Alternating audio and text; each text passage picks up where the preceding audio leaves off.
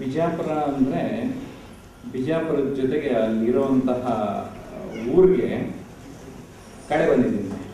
ಇದು ಬೇರೆ ಥರ ಪರಿಚಯ ಮಾಡ್ಕೊಳಕ್ಕೆ ಇಷ್ಟಪಡ್ತಾರೆ. ಈ ವ್ಯಕ್ತಿ ತಾನು ಮಾಡ್ತಾ ಇರುವಂತಹ ಒಂದು ಕೆಲಸದಿಂದಾಗಿ ಬಿಜಾಪುರದಲ್ಲಿ ಸುಮಾರು ಜನಕ್ಕೆ ಬಿಸ್ನೆಸ್ ಆಗಿ ಎಷ್ಟೋ ಕುಟುಂಬಗಳ ಹೊಟ್ಟೆ ತುಂಬ್ತಾ ಇದೆ ಅಂತ. ಇನ್ಯಾರೂ ಅಲ್ಲ ಈ ವ್ಯಕ್ತಿ, NM ಬಿರಾದಾರ್. ದಯಮಾಡಿ ಬನ್ನಿ. ಜೊತೆಗೆ ನಿಮ್ಮ ಅಭಿಮಾನಿ ಬೆಳಗಿರೋರಿದ್ರೆ ಅವ್ರನ್ನೂ ಕೂಡ ಕರ್ಕೊಂಡು ಬನ್ನಿ, ಅವ್ರಿಗೂ ಸ್ವಲ್ಪ ಖುಷಿ ಆಗ್ತದೆ. ಅವರ ಜೊತೆ ಅವರೆಲ್ಲ ಬರ್ಬೋದು. ನಿನ್ನೆ ತಾನೇ ರೆಕಾರ್ಡಿಂಗ್ ದೂರದರ್ಶನದಲ್ಲಿ ರೆಕಾರ್ಡಿಂಗ್ ಇವ್ರದ್ದು ಆಗಿದೆ, ಟೆಲಿಕಾಸ್ಟ್ ಆಗುತ್ತೆ ಈ ಮುಂದಿನ ದಿನಗಳಲ್ಲಿ. ಅವ್ರದ್ದು ಬಯೋಡೇಟಾನ ತುಂಬ ಜಾಸ್ತಿ ಇದರಿಂದ ಇಷ್ಟು ಬ್ರೀಫ್ ಮಾಡಿದ್ದೆ, ಅರ್ಥ ಮಾಡಿ ಬ್ರೀಫಾಗಿ ನಿಮ್ಗೆ ಸುಲಭವಾಗಿ ಅರ್ಥ ಆಗ್ತದೆ ಪ್ಲೀಸ್. ಇತ್ತೀಚಿನ ದಿನಗಳಲ್ಲಿ ವಿದ್ಯಾರ್ಥಿಗಳಿಗೆ ಪದವಿ ಗಳಿಸೋದು ಸುಲಭ, ಆದರೆ ಉದ್ಯೋಗಕ್ಕೆ ಅರ್ಹ ವ್ಯಕ್ತಿಗಳಾಗಿಸುವಲ್ಲಿ ಅನೇಕ ಸಮಸ್ಯೆಗಳನ್ನ ಎದುರಿಸ್ತಾ ಇದ್ದಾರೆ. ಈ ನಿಟ್ಟಿನಲ್ಲಿ ಉದ್ಯೋಗ ಮಾರ್ಗದರ್ಶನದ ಅಗತ್ಯ ಬಹಳಷ್ಟಿದೆ. ಪ್ರಸ್ತುತ ಸನ್ನಿವೇಶಕ್ಕೆ ಅನುಗುಣವಾಗಿ ಉದ್ಯೋಗ ಮಾರ್ಗದರ್ಶನ ನೀಡುವುದನ್ನೇ ತಮ್ಮ ಬದುಕಿನ ಧ್ಯೇಯವಾಗಿಸಿಕೊಂಡಿದ್ದಾರೆ ಬಿಜಾಪುರದ NM ಬಿರಾದಾರ್. ಸ್ವತಃ ತರಬೇತುದಾರರಾಗಿ ಇದುವರೆಗೆ 1,20,000 ಉದ್ಯೋಗಾಕಾಂಕ್ಷಿಗಳ ಅಗತ್ಯತೆಗೆ ತಕ್ಕಂತೆ ಸ್ಪಂದಿಸಿರುತ್ತಾರೆ.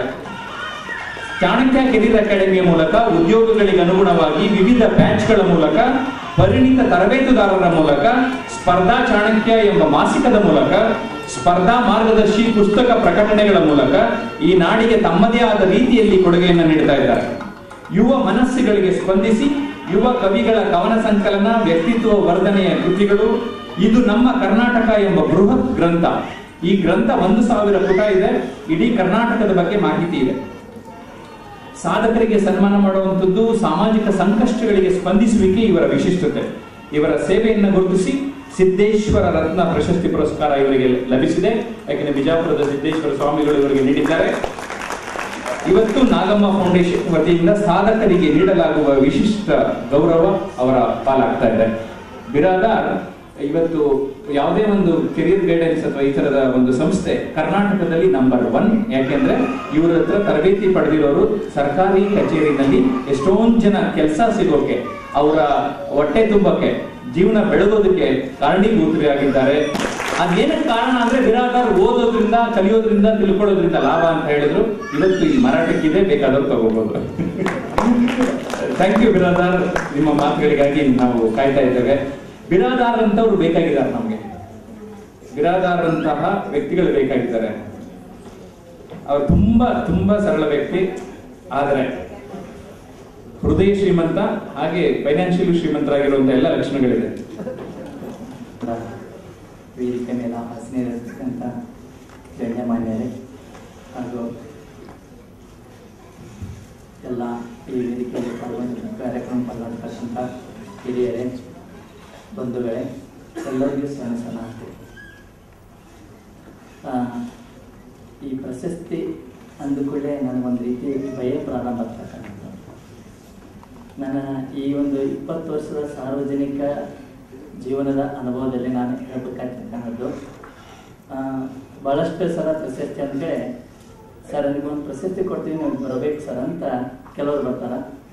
ಕೆಲವರು ಏನು ಪ್ರಶಸ್ತಿ, ಯಾವ ರೀತಿ ಇರ್ತಕ್ಕಂಥದ್ದು ಅಂತ ನಾನು ಅದ್ರ ಹಿನ್ನೆಲೆ ವಿಚಾರ ಮಾಡಿದಾಗ ಆ ಪ್ರಶಸ್ತಿಗಳು ಇವತ್ತು ಮಾರಾಟಕ್ಕೆ ಇಟ್ಟಿರ್ತಕ್ಕಂಥದ್ದು ಕೂಡ ನಾನು ಗಮನಿಸಿರ್ತಕ್ಕಂಥ.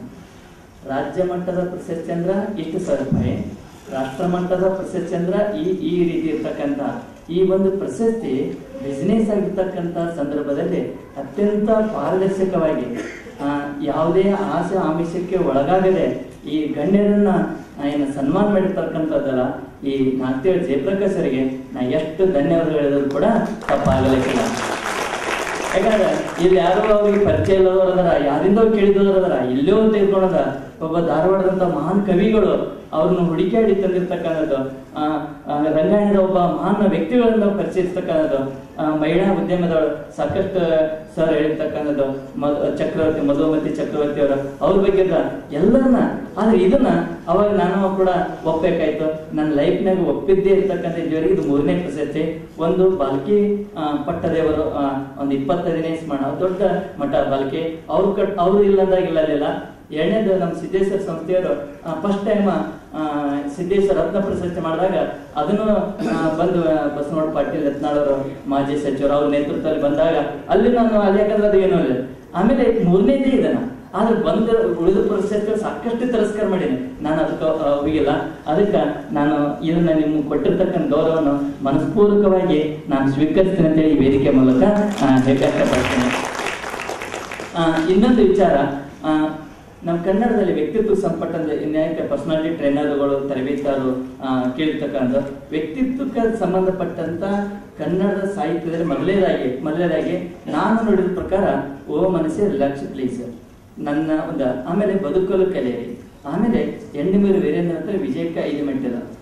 ಇವು ಎಲ್ಲ ಸಾಮಾನ್ಯವಾಗಿ ಕನ್ನಡದ ನೆಲದ ಹೊರಗಿರುವಂತಹ ಪುಸ್ತಕಗಳು.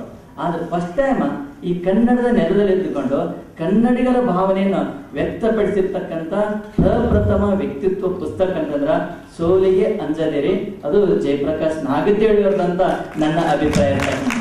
ಮತ್ತೆ ಯಾಕಂದ್ರೆ ಕನ್ನಡದ ಕೊರತೆ ಇತ್ತು, ನಾನು ಪರಿಚಯ ಆಗಿದ್ದೆ ಈ ಪುಸ್ತಕ ಹೆಂಗ್ ಬರ್ದಾರಲ್ಲ, ನಾನು ಆಲ್ರೆಡಿ ವೆಂಡಿಂಗರ್ ವೀರೇಂದ್ರ ಹತ್ರ ಓದಿದ್ದೆ, ತಪ್ಪು ಮಾಡೋಣ ಬನ್ನಿ ಅಂತ ಅದನ್ನು ಓದಿದ್ದೆ, ಆಮೇಲೆ ಬದುಕಲು ಕಲಿಯಿರಿ ಸ್ವಾಮಿ ಸುಖಬೋಧಾನಂದ ಓದಿದ್ದೆ, ಬೇರೆ ಬೇರೆ. ಆದ್ರೆ ಇದರಲ್ಲಿ ಹೊಸತನ, ಹೊಸ ವಿಚಾರ, ಎಲ್ಲಿ ಇಂಟರ್ನೆಟ್ ತೆಗೆದುಕೊಂಡಿದ್ದಿಲ್ಲ, ಯಾವುದೇ ಮತ್ತೊಂದು ಕಾಪಿ ಪುಸ್ತಕ, ಹೊಸ ವಿಚಾರ ಬದುಕಿನಲ್ಲಿ ಅವ್ರು ಏನ್ ಸಂಪರ್ಕ ಬಂದಿರ್ತಕ್ಕಂಥಲ್ಲ ಆ ಸಂಪರ್ಕಿನ ವ್ಯಕ್ತಿಗಳ ಅನುಭವ ಚಿತ್ರಣದಲ್ಲ, ಅದು ಬಹಳಷ್ಟು ಓದುಗರಿಗೆ ಬಹಳ ಉಪಯುಕ್ತ ಆಗಿದೆ, ನಮಗೂ ಕೂಡ ಉಪಯುಕ್ತ ಆಗಿದೆ. ಅಂತ ಕೃತಿಯನ್ನು ಈ ಕನ್ನಡ ಈ ವ್ಯಕ್ತಿತ್ವ ಸಾಹಿತ್ಯಕ್ಕೆ ಕೊಟ್ಟಿರ್ತಕ್ಕಂಥದ್ಕ ನಾನು ನಮ್ಮ ಅಕಾಡೆಮಿ ಪರವಾಗಿ ಮತ್ತು ನನ್ನ ವೈಯಕ್ತಿಕವಾಗಿ ಧನ್ಯವಾದ ಸಲ್ಲಿಸಲು ಬಯಸ್ತಿರ್ತಕ್ಕಂಥ.